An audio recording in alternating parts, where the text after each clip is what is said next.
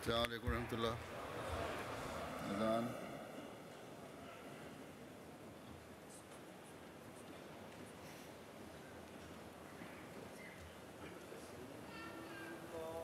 اللہ اکبر.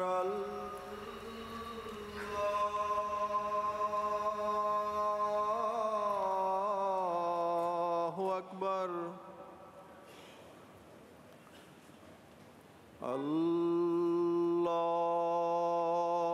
اکبر.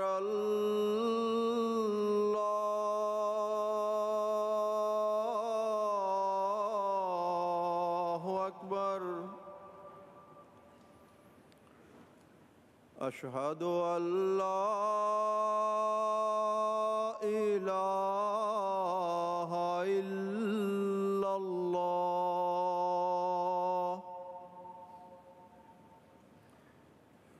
اشہد ان لا الہ الا اللہ.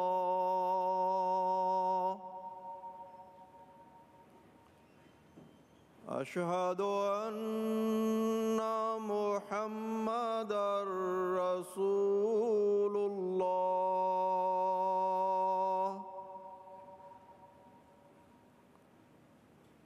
اشہد ان محمدا رسول اللہ.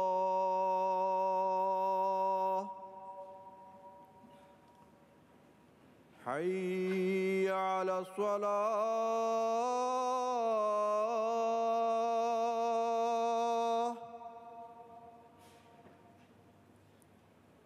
حی علی الصلاة.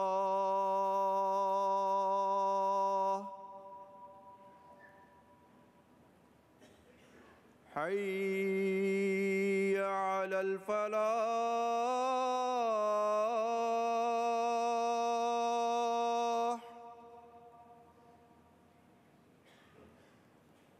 حی علی الفلاح.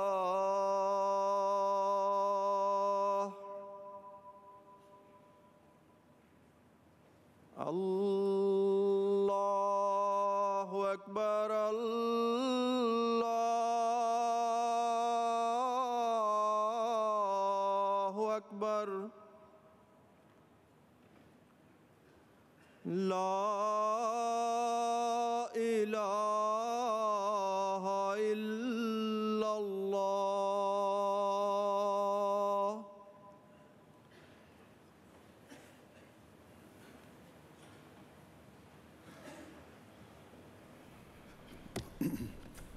السلام علیکم ورحمۃ اللہ.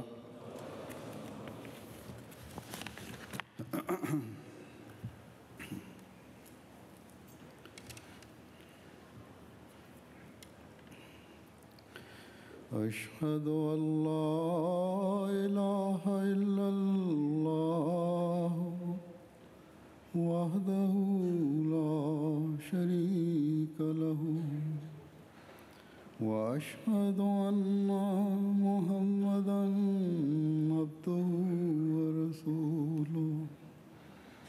اما بعد فاعوذ باللہ من الشیطان الرجیم.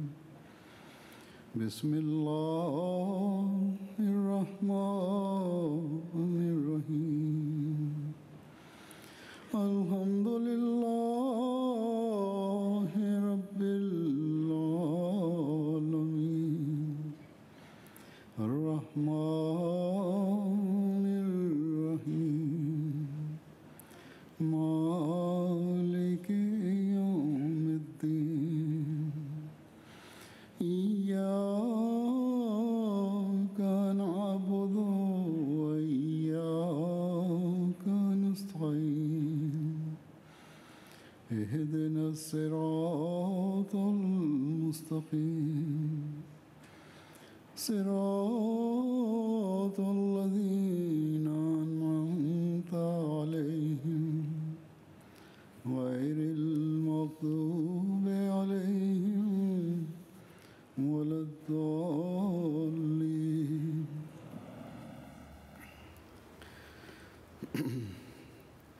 آج اللہ تعالیٰ کے فضل سے جماعت احمدیہ برطانیہ کا جلسہ سالانہ شروع ہو رہا ہے۔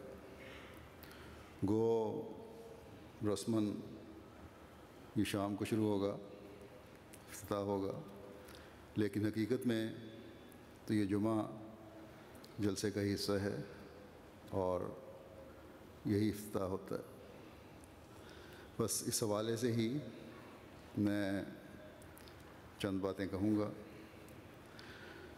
حضرت مسیح موعود علیہ الصلوۃ والسلام نے جلسے کے قیام کا بنیادی مقصد یہ بیان فرمایا ہے کہ ایسی جماعت تیار ہو جو خدا تعالیٰ کی معرفت میں ترقی کرنے والی ہو، خدا تعالیٰ کا خوف ان میں پیدا ہو،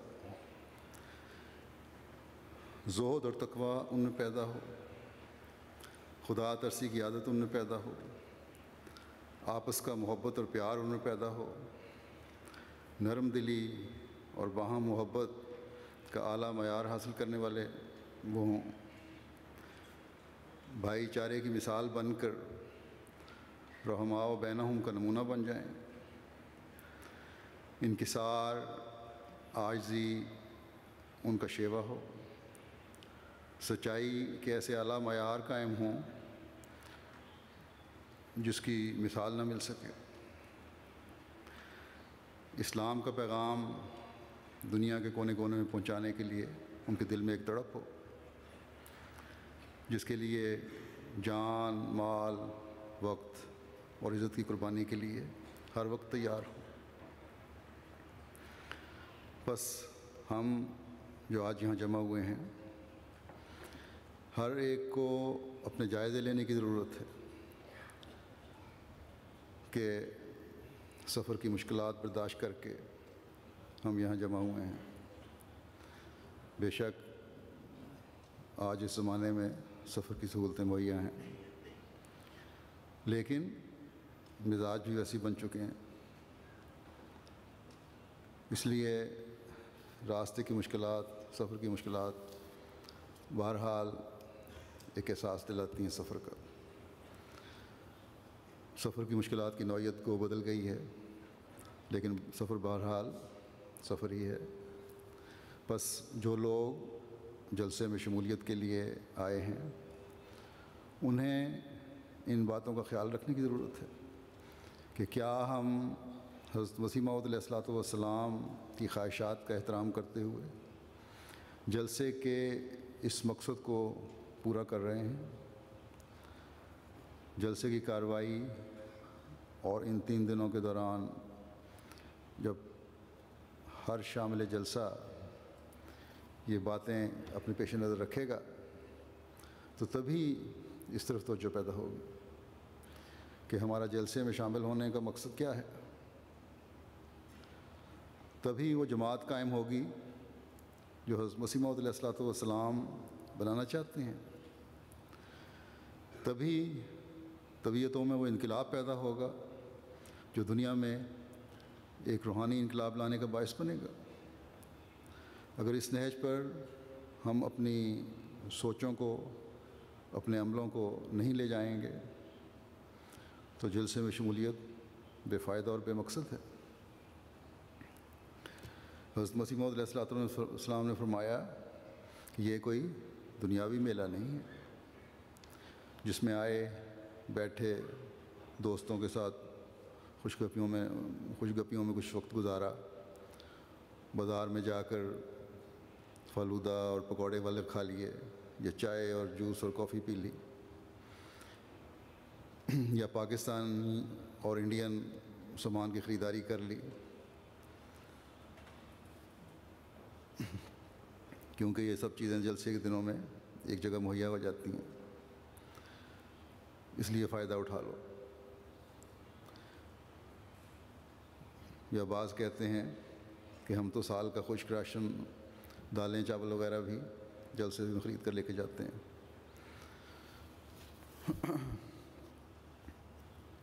کیونکہ یہ چیزیں یہاں اچھی اور نسبتاً سستی قیمت میں مل جاتی ہیں، یا تردد نہیں زیادہ کرنا پڑتا۔ اگر یہ مقصد ہے تو پھر تو جلسے میں شامل ہونے کا ثواب ضائع کر دیا۔ یہ چیزیں تو کم و بیش قیمت میں بازار سے ہی مل جاتی ہیں۔ یہاں آنے والے اس دنیاوی مائدے کے حاصل کرنے کے لیے نہیں آتے، اور نہ آنا چاہیے، بلکہ اس روحانی مائدے کے لیے آتے ہیں، اور آنا چاہیے جو کسی اور بازار سے نہیں ملتا،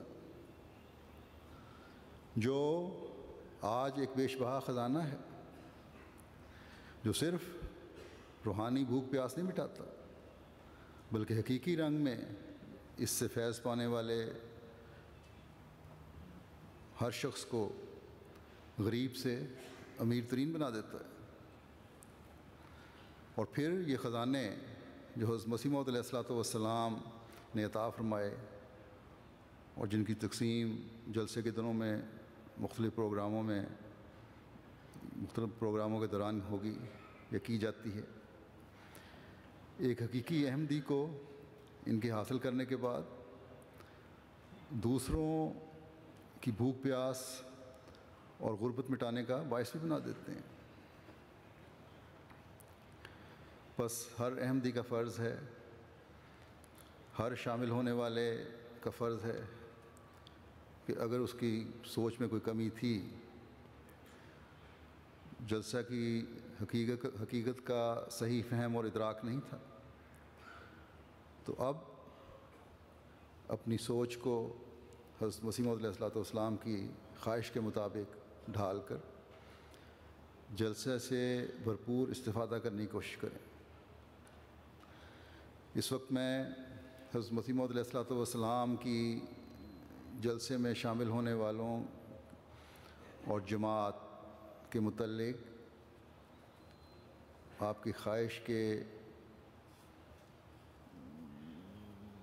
متعلق کچھ کہوں گا کہ کیسے احمدی حضرت مسیح موعود علیہ الصلوۃ والسلام چاہتے ہیں، اور جماعت کے معیار کیا ہوں اور ہونے چاہیے۔ حضرت مسیح موعود علیہ الصلوۃ والسلام کے ارشادات کو سامنے رکھتے ہوئے گوز مکمل الفاظ تو آپ کے نہیں ہوں گے، لیکن بہرحال خلاصتاً کچھ پیش کروں گا۔ وہ ارشادات جو جلسے میں شامل ہونے والوں کو آپ نے فرمائے، ایک ایسا لاہ عمل دیا تھا جو انسانی زندگی کی دنیا و عاقبت سنوارنے کے لیے ضمانت بن سکتا ہے۔ آپ علیہ السلام ان اللہ مع الذین اتقوا والذین هم محسنون، کہ اللہ یقیناً ان لوگوں کے ساتھ ہوتا ہے جنہوں نے تقوی اختیار کیا اور وہ نیکیاں بجا لانے والے ہوں۔ اس کی وضاحت کرتے ہوئے فرماتے ہیں کہ بجز تقوی کے اور کسی بات سے خدا تعالیٰ راضی نہیں ہوتا۔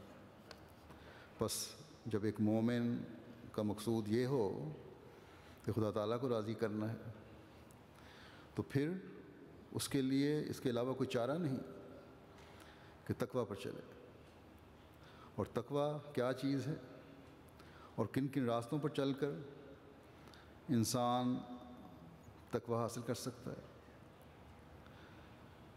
اور ایک احمدی مسلمان کے لیے تقوی پر چلنے کی کیوں ضرورت ہے، کیوں اس کے لیے ضروری ہے، اس کی وضاحت فرماتے ہوئے آپ فرماتے ہیں کہ جماعت کے افراد کے لیے تقوی پر چلنا اس لیے ضروری ہے کہ وہ ایک ایسے شخص سے تعلق رکھتے ہیں اور اس کے سلسلہ بیعت میں شامل ہیں جس کا دعویٰ ماموریت کا ہے، اور اس مامور کی بیعت میں شامل ہونے کا فائدہ تبھی ہوگا جب شامل ہونے والے، جو کہ شامل ہونے سے پہلے روح بدنیا تھے، ہر قسم کی برائیوں میں مبتلا تھے، ہر قسم کی برائیوں سے نجات پائیں، اور برائیوں سے نجات بجز تقوی پر قدم مارنے کے پائی نہیں جا سکتے۔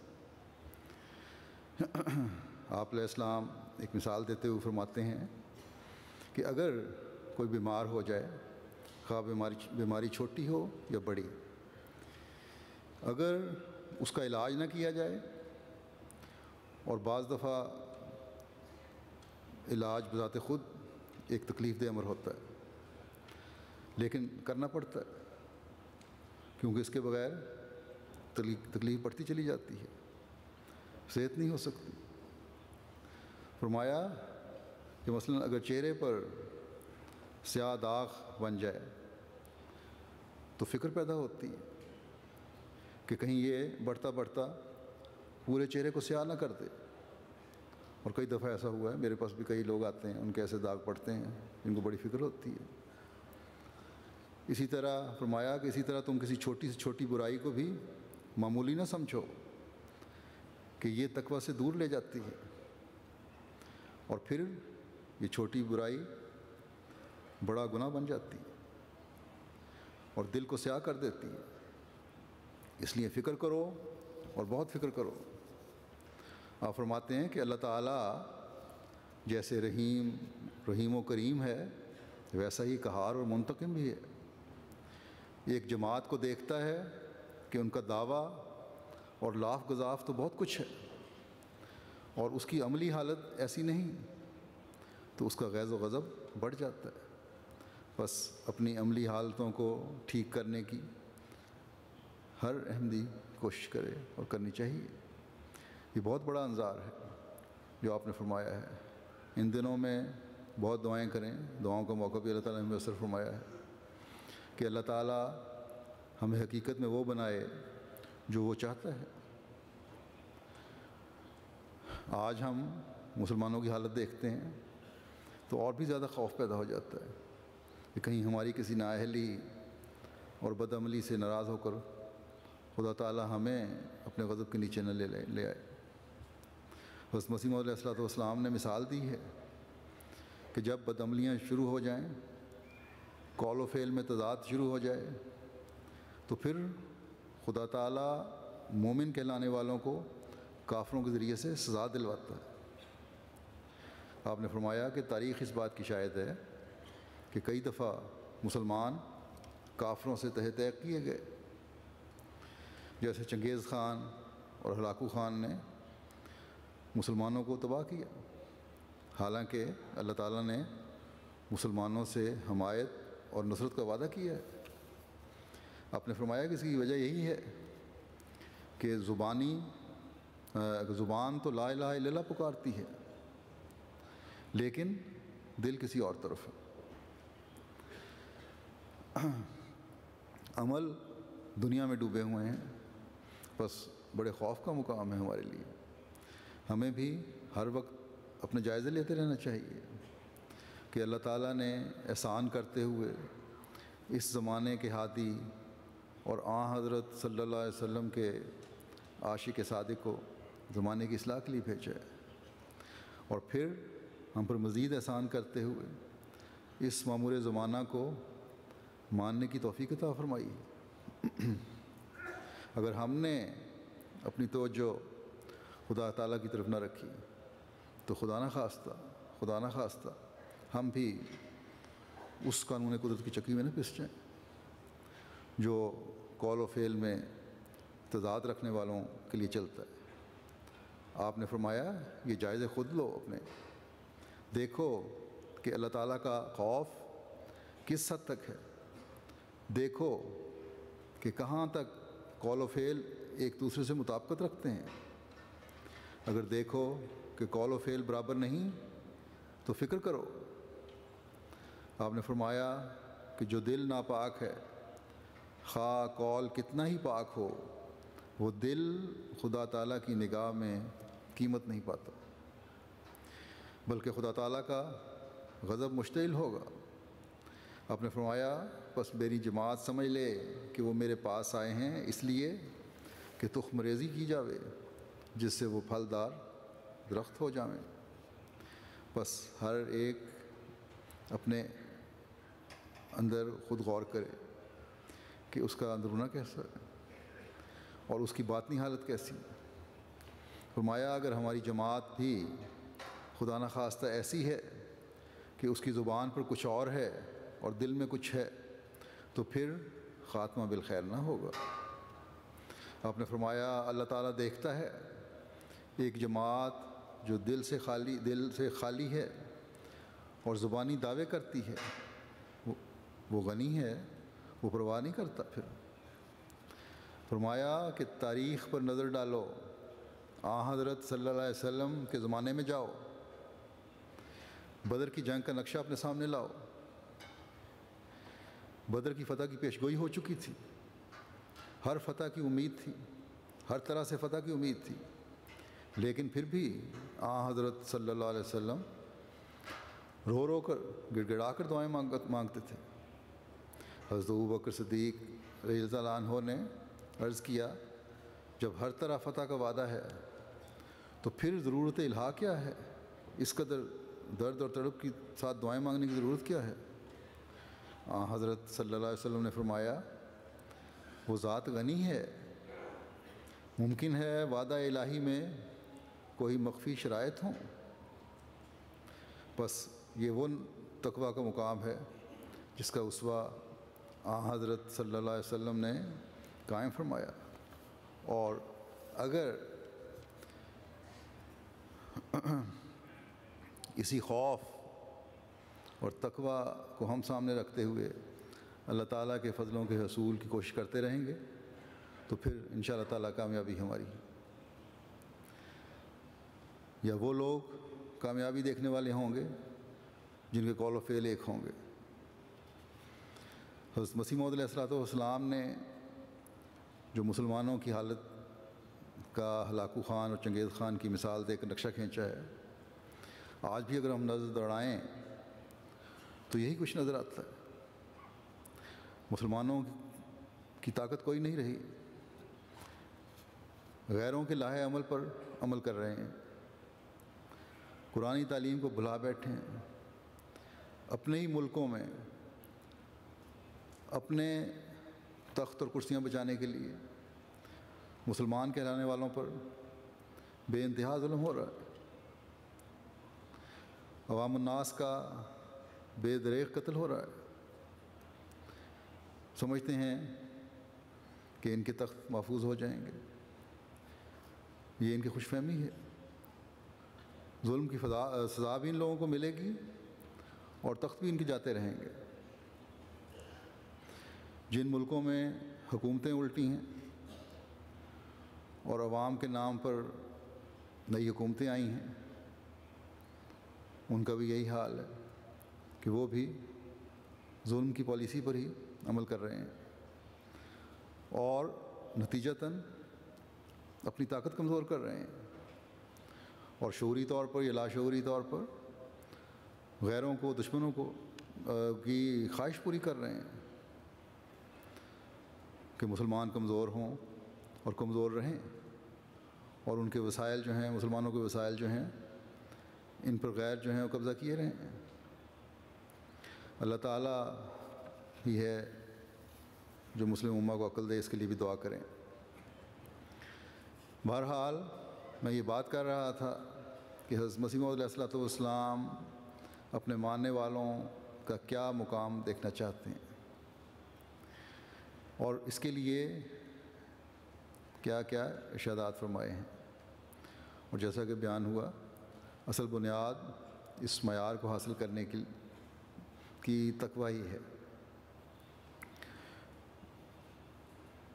اس مضمون کو مزید آگے بیان کرتا ہوں۔ فرمایا کہ ہمیشہ دیکھنا چاہیے کہ ہم نے تقوی و طہارت میں کہاں تک ترقی کی ہے۔ فرمایا کہ اس کا معیار قرآن ہے، کہ اللہ تعالیٰ نے متقی کے نشانوں میں سے ایک یہ بھی نشان رکھا ہے کہ اللہ تعالیٰ متقی کو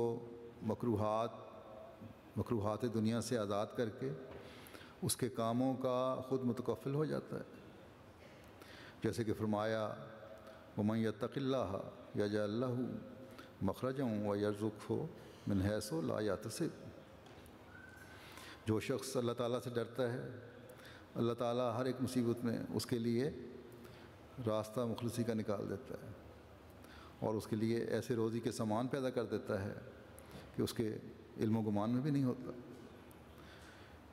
یہ بھی ایک علامت متقی کی ہے کہ اللہ تعالیٰ متقی کو، فرمایا یہ بھی ایک علامت متقی کی ہے کہ اللہ تعالیٰ متقی کو نابکار ضرورتوں کا محتاج نہیں کرتا۔ عملاً ایک دکاندار یہ خیال کرتا ہے کہ دروغ گوئی یا جھوٹ کے سوا اس کا کام نہیں چل سکتا، اس لیے وہ دروغ گوئی سے باز نہیں آتا اور جھوٹ بولنے کی مجبوری ظاہر کرتا ہے۔ لیکن یہ امر ہرگز سچ نہیں۔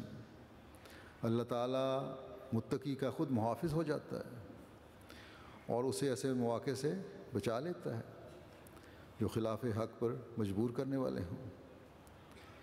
فرمایا کہ یاد رکھو، جب اللہ تعالیٰ کو کسی نے چھوڑا تو خدا نے اسے چھوڑ دیا، جب رحمان نے چھوڑ دیا تو ضرور شیطان اپنا رشتہ جوڑے گا۔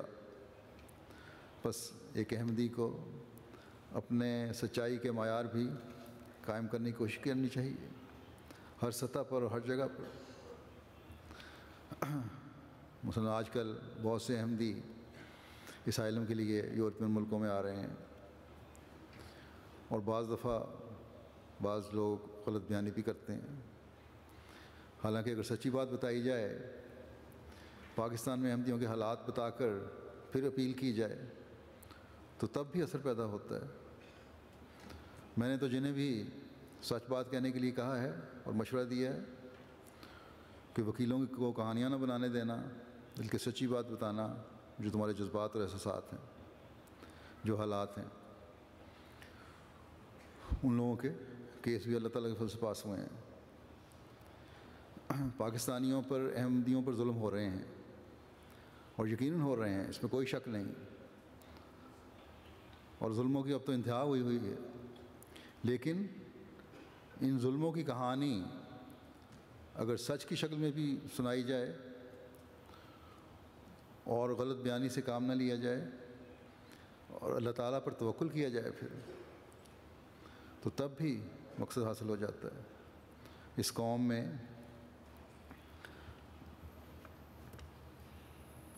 ہمدردی کا جذبہ بہرحال ہے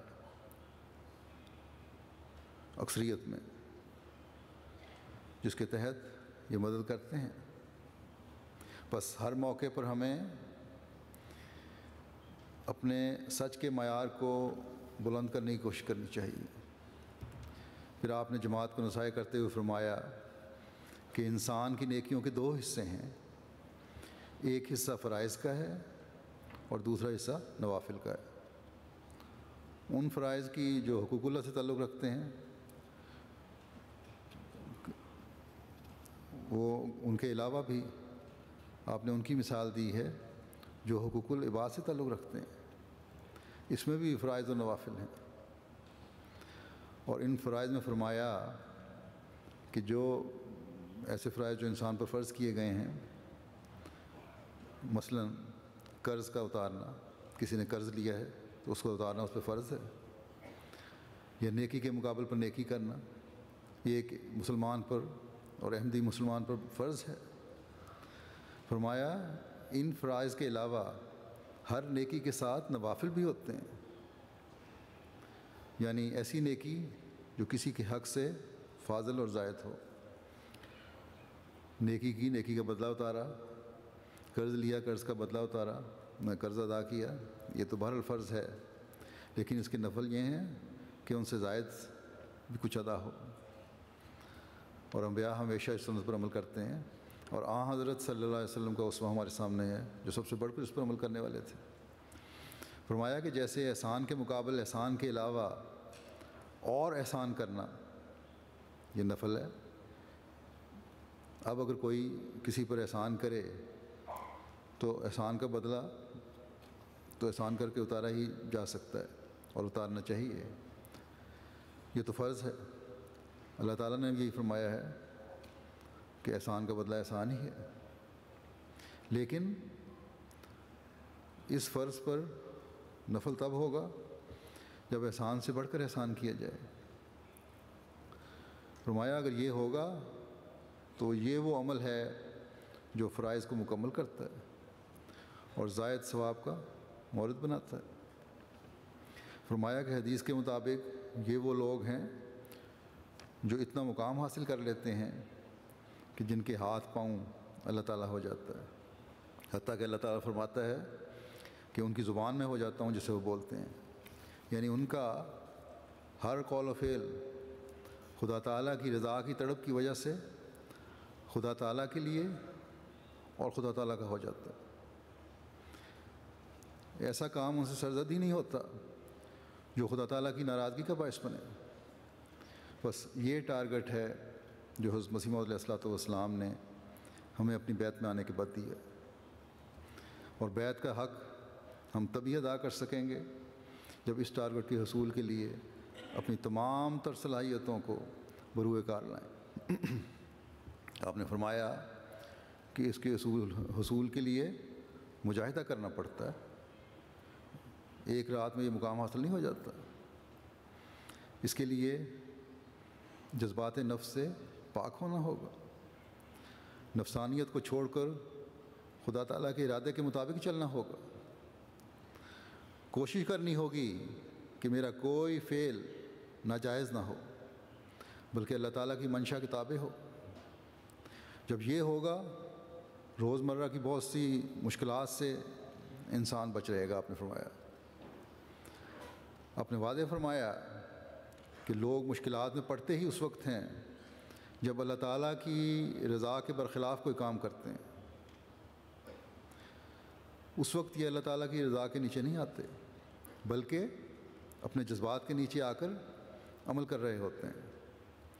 مثلاً غصے میں آ کر کوئی ایسا فعل سرزد ہو جائے جس سے مقدمات بن جائیں، کورٹ کچہری کے چکر لگانے پڑ جائیں، جیل جانا پڑ جائے، لیکن اگر کوئی یہ ارادہ کر لے کہ کتاب اللہ کی مرضی کے بغیر، اس کے استصواب کے بغیر کوئی حرکت و سکون نہیں کرنا، کوئی عمل نہیں کرنا، اور ہر بات پر اللہ تعالیٰ کی کتاب کو دیکھنا ہے، تو اللہ تعالیٰ کی کتاب آپ نے فرمایا بدعملیوں سے بچنے کا مشورہ دے گی۔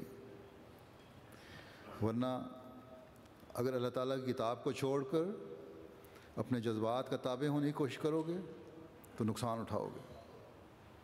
بس معمور من اللہ کی بیعت کر کے ہمیں اپنے جائزے لینے کی ضرورت ہے کہ کیا ہر معاملے میں ہم کتاب اللہ سے مشورہ لیتے ہیں یا اپنے نفس سے۔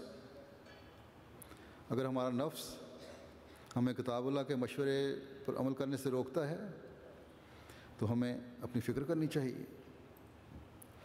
ان دنوں میں خاص طور پر یہ جلسے کے دن ہیں، ہمیں درود استغفار پر زور دینا چاہیے تاکہ ہم اپنی اصلاح کی طرف زیادہ سے زیادہ مائل ہوں، اپنی خواہشات اور جذبات کو خدا تعالیٰ کی خواہشات اور احکامات کے مطابق ڈھالنے کی کوشش اور دعائیں کریں تاکہ ہم حضرت مسیح موعود علیہ الصلوۃ والسلام کی بیعت کا حق ادا کرنے والے بن سکیں۔ حضرت مسیح موعود علیہ الصلوۃ والسلام نے اپنی جماعت کے اعلیٰ معیاروں کے حصول کے لیے جو ارشادات فرمائے ہیں ان سب کا احاطہ تو اس وقت ممکن نہیں۔ ایک اہم بات جو میں آپ علیہ السلام کے حوالے سے یہاں بیان کرنا چاہتا ہوں اس وقت وہ ایسی ہے کہ اگر ہم اس کو اپنا لیں تو اللہ تعالیٰ کی رضا کے حصول کے لیے ہمارے قدم بڑھتے چلے جائیں گے۔ حضرت مسیح موعود علیہ الصلوۃ والسلام فرماتے ہیں کہ راتوں کو اٹھو اور دعا کرو اللہ تعالیٰ تم کو اپنی راہ دکھلائے۔ حضرت صلی اللہ علیہ وسلم کے صحابہ نے بھی تدریجاً تربیت پائی۔ وہ پہلے کیا تھے؟ ایک کسان کے تخم ریزی کی طرح تھے، پھر حضرت صلی اللہ علیہ وسلم نے آپ پاشی کی، آپ نے ان کے لیے دعائیں کیں، بیج صحیح تھا اور زمین عمدہ تو اس آبپاشی سے پھل عمدہ نکلا۔ جس طرح حضور علیہ السلام چلتے اسی طرح وہ چلتے، وہ دن کا یا رات کا انتظار نہ کرتے تھے۔ تم لوگ سچے دل سے توبہ کرو، تہجد میں اٹھو، دعا کرو، دل کو درست کرو، کمزوریوں کو چھوڑ دو اور خدا تعالیٰ کی رضا کے مطابق اپنے قول و فعل کو بناؤ۔ یقین رکھو کہ جو اس نصیحت کو ورد بنائے گا اور عملی طور سے دعا کرے گا اور عملی طور پر التجا خدا کے سامنے لائے گا، اللہ تعالیٰ اس پر فضل ہوگی خدا تعالیٰ سے نا امید مت ہو، برکنیما گارہا دشوار نیست۔ فرمایا کہ بعض لوگ کہتے ہیں کہ ہم کو کیا کوئی ولی بننا ہے؟ افسوس انہوں نے کچھ قدر نہ کی۔ بے شک انسان نے خدا تعالیٰ کا ولی بننا ہے، اگر وہ صراط مستقیم پر چلے گا تو خدا بھی اس کی طرف چلے گا، اور پھر ایک جگہ پر اس کی ملاقات ہوگی۔ اس کی اس طرف حرکت آہستہ ہوگی، لیکن اس کے مقابل خدا تعالیٰ کی حرکت بہت جلد ہوگی۔ چنانچہ یہ آیت اسی طرف اشارہ کرتی ہے، والذین جاہدوا فینا لنہدینہم سبلنا، کہ جن لوگوں نے ہمارے بارے میں کوشش کی ہم انہیں ضرور اپنے راستوں کی طرف ہدایت دیں گے، رہنمائی کریں گے۔ فرمایا سو جو باتیں میں نے آج وصیت کی ہیں ان کو یاد رکھو کہ انہی پر مدار نجات ہے۔ تمہارے معاملات خدا اور خلق کے ساتھ ایسے ہونے چاہیے جن میں رضائے الہی مطلق ہی ہو، پس اس سے تم نے وآخرین منہم لما یلحقوا بہم کے مصداق بننا ہے۔ بس یہ جلسے کے دن ہمیں میسر آئے ہیں، اور اس سے چند دن پہلے رمضان گزرا ہے جس میں ہم نے اللہ تعالیٰ کی رضا حاصل کرنے کی کوشش کی ہے۔ جلسے کے دنوں میں علمی اور تربیتی طور پر قرآن، حدیث اور سنت کی روشنی میں باتیں بھی ہم سنیں گے۔ خدا تعالیٰ کی ذات کا ادراک، اس سے تعلق جوڑنے کی طرف توجہ بہت سوں کو مزید پیدا ہوگی، مزید توجہ پیدا ہوگی۔ اس علم کے ساتھ ہمیں اپنے عمل کو بھی سیکل کرتے چلے جانے کی اور ملانے کی ضرورت ہے۔ جو کچھ حاصل کیا اس کو سنبھالنے اور اس سے فیض اٹھاتے چلے جانے کی ضرورت ہے۔ اپنے ہر عمل میں دوام اور باقاعدگی کی ضرورت ہے۔ اس جلسہ کو بھی ان برکات کو سمیٹنے کے لیے فضل الہی ہمیں سمجھنا چاہیے۔ اللہ تعالیٰ ہمیں اس کی توفیق عطا فرمائے۔ انسانی لحاظ سے بھی بعض باتیں کہنی چاہتا ہوں۔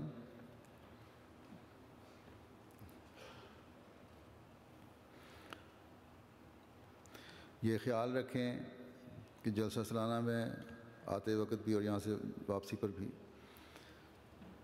جو لوگ کاروں پر آ رہے ہیں، کاروں کی پارکنگ کی جگہوں پر نہ ہی پارکنگ سے جلسہ کا آتے ہوئے، کیونکہ بعض جو دور پارکنگ ہے وہاں سے پارکنگ کر کے اب بسوں کے ذریعے سے آئیں گے اور پھر یہاں سے بسوں کے ذریعے سے ہی جائیں گے، تو آتے ہوئے اور جاتے ہوئے اور پارکنگ کے وقت بھی جب پارکنگ کر رہے ہوں کسی قسم کا رش نہیں ہونا چاہیے۔ باقاعدہ ایک انظام کے تحت، ایک لائن کے تحت، ایک تنظیم کے تحت ہمیں چلنا چاہیے۔ اسی طرح جلسہ گاہ میں داخل ہوتے ہوئے جہاں چیکنگ اور سکینرز وغیرہ لگے ہوئے ہیں وہاں بھی یہ احتیاط کریں کہ ایک لائنوں میں اور ترتیب سے آئیں، کیونکہ جہاں بھی لائنیں توڑیں گے بد انظامی پیدا ہوتی ہے اور پھر دیر بھی لگتی ہے، پھر شکوے بھی بڑھتے ہیں، آپ کا وقت بھی ضائع ہوتا ہے، انتظامیہ کے لیے پریشانی کا باعث بھی بنتا ہے۔ اسی طرح سامان کی چیکنگ بھی جب کی جاتی ہے، بعضوں کو شکوہ ہو جاتا ہے، بعض شکایتیں مجھ تک پہنچی ہیں، تو ان کو چیکنگ کروا لینی چاہیے، یہ آپ کے فائدے کے لیے ہی ہے۔ اور جیسا کہ میں ہمیشہ ہر جلسے پر اس طرح بھی توجہ دلاتا ہوں کہ ہر شامل جلسہ میں بیٹھے ہوئے یہاں ہر مرد اور عورت کو اپنے ماحول پر نظر رکھنے کی ضرورت ہے۔ یہ سب سے بڑا سیکیورٹی کا نظام ہے جو اس وقت جماعت احمدیہ میں ہے۔ اگر ہم متعاہد ہو کر ہر طرف نظر رکھنے والے ہوں گے، اور جو دنیا میں کہیں اور نہیں مل سکتا، یہ جماعت احمدیہ کا ہی خاصہ ہے۔ بس اس میں بھی کبھی ڈھیلے نہ ہوں، لاپرواہی نہ کریں، کسی کی بھی مشکوک حرکت پر انتظامیہ کو اطلاع کریں، کسی جگہ کوئی تھیلا وغیرہ یا کوئی بیگ پڑا ہوا دیکھیں تو ڈیوٹی والوں کو آگاہ کریں۔ ایک بات اس دفعہ، کیونکہ جلسہ کی تاریخیں مختلف ہیں، رات کے وقت جو یہاں رہنے والے ہیں ٹینٹ لگا کر یا اجتماعی قیام گاہ میں، ان کو رات کو کیونکہ ٹھنڈ زیادہ ہو جاتی ہے، سردی کا احساس ہوگا، اس لیے طبیعت بعض دعاؤں کی نازک ہوتی ہے. ایک تو گرم کپڑے پہن کر سوئیں، اور رضائیوں کا انتظام تو یہاں ہے کوئلٹ وغیرہ کا، وہ بھی لے لینی چاہیے جو نہیں لے کے آئے. 1-2 سال کی مجبوری ہے، انشاءاللہ تعالیٰ پھر اپنے وقت میں جلسہ آ جائے گا. کارکنان کو میں پہلے ہی توجہ دلا چکا ہوں کہ ان کے فرائض کیا ہیں. مہمان کی مہمان نوازی کا حق ادا کریں، ہر شعبہ ہمیشہ کی طرح بے لوث ہو کر خدمت کرے. پھر صفائی کے بارے میں بھی، اور خاص طور پر ٹوائلٹس کے بارے میں شکایتیں بہت زیادہ آتی ہیں. اگر عمومی طور پر نہیں تو بعض نفیس طباعیں ایسی ہوتی ہیں جو ذرا سی بھی گندگی برداشت نہیں کر سکتے. اس لیے جہاں ان کی صفائی کا انتظام رکھنا انتظامیہ کا کام ہے، وہاں لوگوں کو بھی چاہیے کہ استعمال کے بعد اپنی صاف کر کے باہر نکلیں. وہ اس دفعہ علیحدہ ٹیم بھی ایک بنا دی گئی ہے اس نظام کے لیے، اور امید ہے انشاءاللہ تعالیٰ بہتر نظام ہوگا. لیکن پھر بھی صفائی کا انتظام ہونا چاہیے، کیونکہ صفائی بھی یاد رکھیں معمولی چیز نہیں، یہ ایمان کا حصہ ہے. حضرت صلی اللہ علیہ وسلم نے فرمایا. بس ایک مومن کو ہر طرح سے اپنے ایمان کے معیار اونچے کرنے کی کوشش کرنی چاہیے. اور سب سے بڑھ کر یہ کہ جیسا کہ حضرت مسیح موعود علیہ الصلوۃ والسلام نے فرمایا اور افراد جماعت کو توجہ دلائی ہے کہ نمازوں اور نوافل اور دعاؤں پر زور دیں. ان دنوں میں خاص طور پر درود، دعائیں، نوافل وغیرہ کی ادائیگی کی طرف بہت توجہ دیں. اجتماعی تہجد کا یہاں انتظام ہے، وہ یہاں آئیں جو یہاں ٹھہرے ہوئے ہیں. جو گھروں میں ٹھہرے ہوئے ہیں وہ اپنے گھروں میں تہجد کی باقاعدگی اختیار کریں، تاکہ اللہ تعالیٰ اسلام اور احمدیت کی ترقی کے غیر معمولی نظارے ہمیں دکھائے. پاکستانی احمدیوں کو بھی خاص طور پر دعاؤں میں یاد رکھیں. ان پر ظلموں کی اب انتہا ہو رہی ہے، جیسا کہ میں نے کہا. کل بھی وہاں ایک شہادت ہوئی ہے اور ایک اور شخص پہ بھی فائر ہوئی، لیکن اللہ تعالیٰ کے فضل سے بچ گئے وہ. باقی دنیا کے احمدیوں کو بھی جہاں جہاں بھی ان پر ظلم ہو رہا ہے ان کو دعاؤں میں یاد رکھیں. اللہ تعالیٰ جلد ان ظالموں کی پکڑ کے سامان پیدا فرمائے اور دنیا حضرت صلی اللہ علیہ وسلم کے غلام صادق کی پہچان کرنے والی بن جائے. اس وقت جیسا کہ میں نے کہا کہ شہادت ہوئی ہے، ان شہید کا جنازہ غائب بھی ہم پڑھیں گے، اور اس کے ساتھ ہی کچھ بہت اور جنازے بھی ہیں. یہ شہید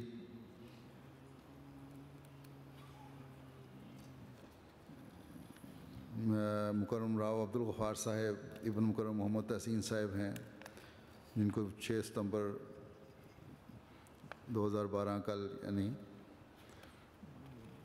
اپنے ایک اسکول میں کام کرتے تھے چاکی واڑہ، جہاں پڑھانے کے بعد وہاں سے شام کو 5 بجے گھر واپس آ رہے تھے. اور گھر واپس آنے کے لیے نکلیں اور بس میں سوار ہونے لگے تو 2 نامعلوم موٹر سائیکل سواروں نے آپ پر فائرنگ کر دی، جس کے نتیجے میں 2 فائر آپ کو لگے. ایک گولی کندھے میں لگی اور دوسری گردن سے پیچھے لگ کر سر سے نکل گئی، جس سے آپ موقع پہ ہی شہید ہو گئے. انا للہ و انا الیہ راجعون. شہادت کے وقت شہید مرحوم کی عمر 42 سال تھی. شہید مرحوم نے جنوری 2012 سے وصیت کی ہوئی تھی. وہ وصیت منظور نہیں تھی، تاہم اپنی وصیت کا چندہ دے رہے تھے. جماعتی خدمات تھیں، زعیم انصار اللہ حلقہ تھے، سیکٹری خصوصی تحریکات تھے، نہایت مخلص احمدی تھے، نہایت نیک سیرت اور دعوت اللہ کا بہت شوق تھا آپ کو. اور اسی طرح آپ کا اور آپ کی فیملی کا جماعت سے بہت پختہ تعلق تھا. انتہائی خوش اخلاق، ملنسار، دعا گو شخص تھے، خلافت سے گہری محبت رکھتے، کسی بھی تحریک کو خلیفہ وقت کی طرف سے جو ہوتی بڑھ چڑھ کر حصہ لیتے. 1995 میں آپ کی شادی ہوئی تھی، شادیہ کلثوم صاحبہ بنت رانا عبدالغفار صاحب کے ساتھ. ان کے سے آپ کے 2 بیٹے اور 2 بیٹیاں ہیں.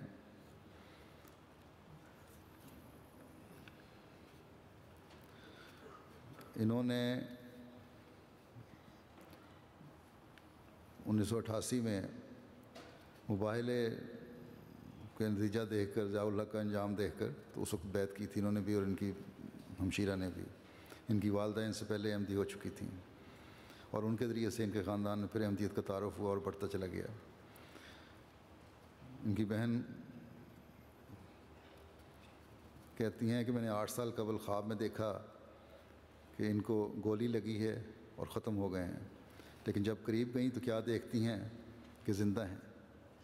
یقیناً یہ شہادت کا درجہ تھا جن کو ملنے والا تھا، اور شہید اللہ تعالیٰ نے اعلان فرمایا ہے کہ کبھی مرتا نہیں اور نہ تم اس کو مردہ کہو۔ اسی طرح ایک خواب ان کی بیٹی نے اور ان کی اہلیہ نے بھی دیکھی تھی، ان کی شہادت کے سے تعلق رکھتی ہے وہ بھی۔ جب اہلیہ نے یہ خواب ان کو سنائی تو انہیں تاکید کی کہ اگر میں شہید ہو جاؤں تو تم نے رونا دھونا نہیں۔ اسی طرح ان کے واقف بتاتے ہیں کہ اتوار کو احمدیہ ہال کراچی میں میٹنگ تھی، گھر واپس آئے اور راستے میں اپنے دوسرے ساتھیوں کو کہہ رہے تھے کہ موت تو سب کو ہی آنی ہے، لیکن میری خواہش ہے کہ اللہ تعالیٰ مجھے شہادت کی موت دے۔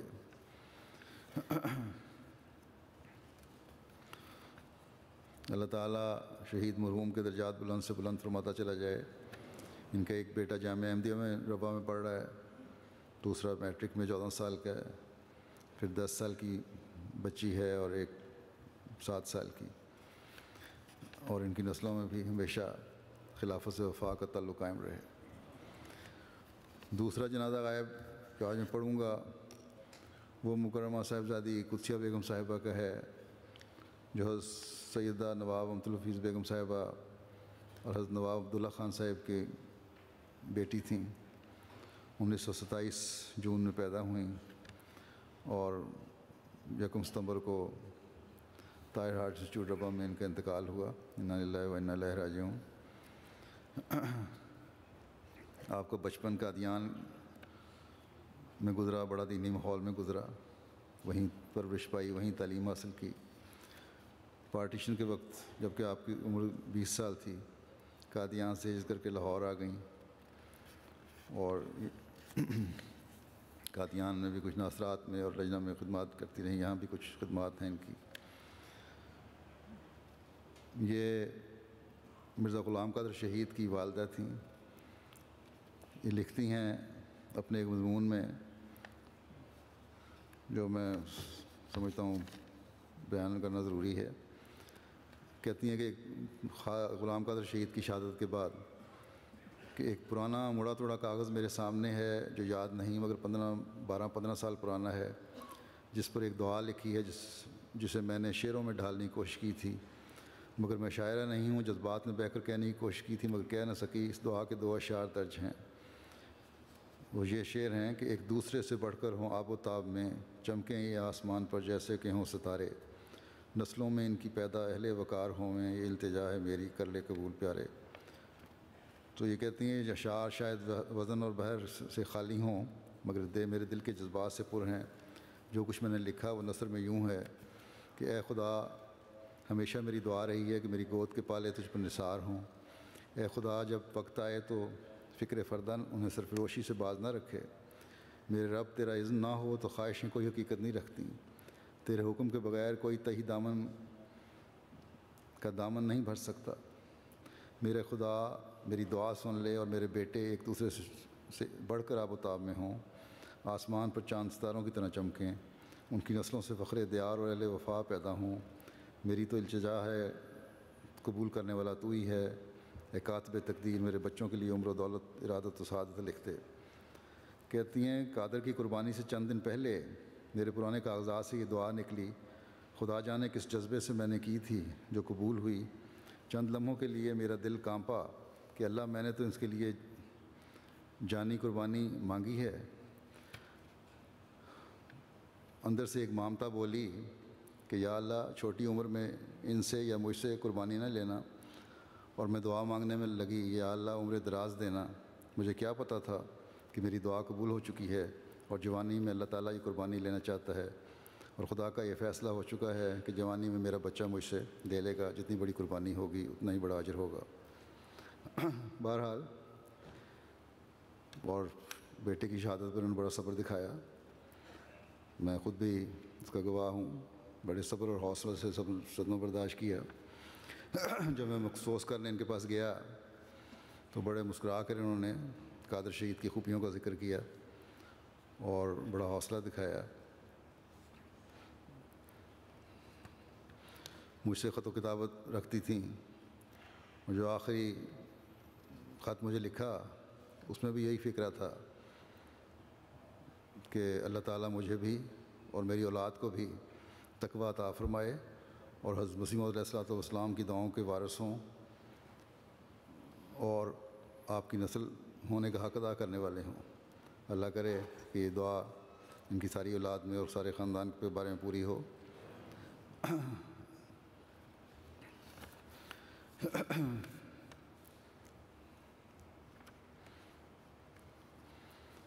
جیسا کہ میں نے کہا آپ قادر شہید کی والدہ تھیں. آپ کی خواہش تھی کہ ان کے بیٹے وقف ہوں.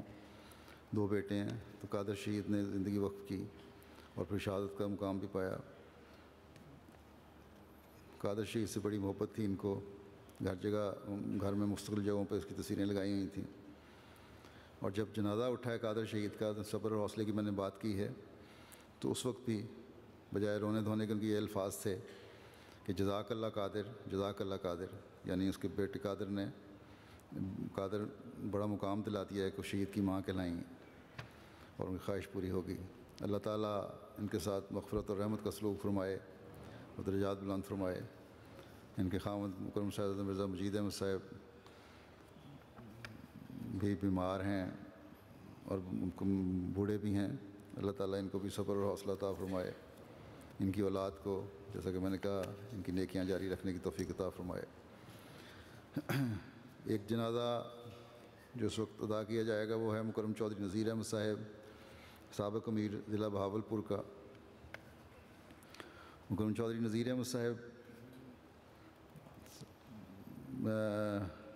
جو چودھری نور محمد صاحب ہوشیارپور کے رہنے والے تھے، وہاں ان کے بیٹے تھے. 1933 میں پیدا ہوئے اور 28 اگست کو ان کا انتقال ہوا. BSc سول انجینئرنگ کے بعد یہ محکمہ نہر میں ملازم ہوئے اور وہیں سے ریٹائر ہوئے. اور اللہ تعالیٰ کے فضل سے 65 سے 67 تک بطور قائد خدام الاحمدیہ ضلع رحیم یار خان، پھر 75 سے 80 تک اور 83 سے 2004 تک صدر جماعت احمدیہ امیر جماعت ہے احمدیہ ضلع بہاولپور خدمت کی توفیق پائی. 2004 میں ہجرت کر کے روا آ گئے. ان کو وہاں 74 میں مخالفین اس کی مخالفت کا بھی سامنا کرنا پڑے. ان کی ڈائری کا ایک ورک ہے جس میں وہ لکھتے ہیں کہ 1974 میں جماعت احمدیہ کے خلاف سارے پاکستان میں شدید مخالفت شروع ہو گئی. ان دنوں میں بہاولپور میں چھوٹے بھائی بشیر صاحب کے پٹرول پمپ کی دیکھ بھال کر رہا تھا کیونکہ بشیر صاحب آپریشن کی وجہ سے بیمار تھے اور 74 کے فسادات کی وجہ سے مولویوں نے وہاں پکٹنگ کر دی تھی اور کسی کو پٹرول پمپ میں آنے نہیں دیتے تھے. کفن پوش نوجوان کی لائن کھڑی کر دی تھی آگے پٹرول پمپ کے راستوں پہ. وہاں ایک احمدی نوجوان آیا پٹرول ڈلوانے کے لیے تو اس موٹر سائیکل پہ اس کا موٹر سائیکل لے کر چلا دیا. ان پر بڑا ظلم کیا، تیل وغیرہ پھینکا، گالیاں دیتے تھے اور ظلم کیے. بہرحال اس لحاظ سے بھی ان کو یہ تکالیف برداشت کرنے کی اللہ تعالیٰ نے توفیق عطا فرمائی. ان کی اہلیہ لکھتی ہیں کہ آخری وقت تک جماعتی خدمات بجا لاتے رہے. شدید بیماری کے باوجود انہوں نے، کیونکہ آخر میں ایک قضاء میں قاضی مقرر کیا گیا تھا، ان کو قضاء کا آخری فیصلہ لکھا اور اس کو دھاگا سے باندھ کر مجھے دیا اور تاکید فرمائی کہ کسی کو کوئی نہ پڑھے اسے اور دفتر قضاء میں بھجوا دینا. آخری بیماری میں بہت زیادہ تکلیف تھی اور بولنا بھی مشکل تھا. میں نے آپ سے کہا کہ بہت زیادہ بیمار ہیں، حضرت صاحب کو لکھ دیں کہ میں بیماری کی وجہ سے کام نہیں کر سکتا. تو انہوں نے کہا کہ مجھے انہوں نے مقرر فرمایا ہے جب تک دم ہے کرتا رہوں گا. اور بہت ساری خوبیوں کے مالک تھے. اللہ تعالیٰ ان کے درجات بلند فرمائے. ان کی اولاد کو بھی نیکیوں میں بڑھائے۔ اور آخری جو جنازے کا اعلان ہے وہ ہے مکرم فراس محمود صاحب سیریا کے دمشق کے مضافاتی علاقے میں ان کی شہادت ہوئی ہے۔ آج کل جو وہاں فسادات ہو رہے ہیں ان فسادوں کی وجہ سے، اور ان کی لاش کا پہلے پتہ نہیں لگ رہا تھا۔ ان کی لاش 30 اگست کو ملی، اور جب دفنانے کی کوشش کی گئی تو زمین پتھریلی تھی، اس لیے دفنا نہیں سکے، قبر نہیں کھود سکے تھے۔ اگلے دن پھر وہاں کے رہائشیوں نے جو باقی اس فساد میں جو مرنے والے تھے، شہید ہونے والے تھے، ان کو دفنایا، تو ان کو بھی وہاں دفنا دیا گیا۔ انہوں نے 8 مہینے پہلے بیعت کی تھی، 35 سال ان کی عمر تھی، مزدوری کرتے تھے، اور 8 مہینے میں بڑی وفا سے انہوں نے احمدیت کے ساتھ تعلق اور بیعت کے تعلق کو نبھایا ہے۔ اللہ تعالیٰ ان کے درجات بھی بلند فرمائے اور مغفرت کا سلوک فرمائے۔ جیسا کہ میں نے کہا، ان سب کی نماز جنازہ نماز جمعہ کے بعد ہوگی۔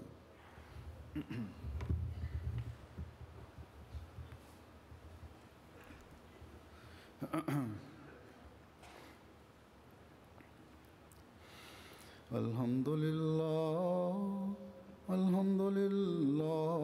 نحمدہ ونستعینہ ونستغفرہ ونؤمن بہ ونتوکل علیہ ونعوذ باللہ من شرور انفسنا ومن سیئات اعمالنا، من يهده الله فلا مضل له ومن يضلل فلا هادي له، ونشهد أن لا إله إلا الله ونشهد أن محمدا عبده ورسوله۔ عباد الله رحمكم الله، إن الله يأمر بالعدل والإحسان وإيتاء ذي القربى وينهى عن الفحشاء والمنكر والبغي يعظكم لعلكم تذكرون۔ اذكروا الله يذكركم وادعوه يستجب لكم ولذكر الله أكبر۔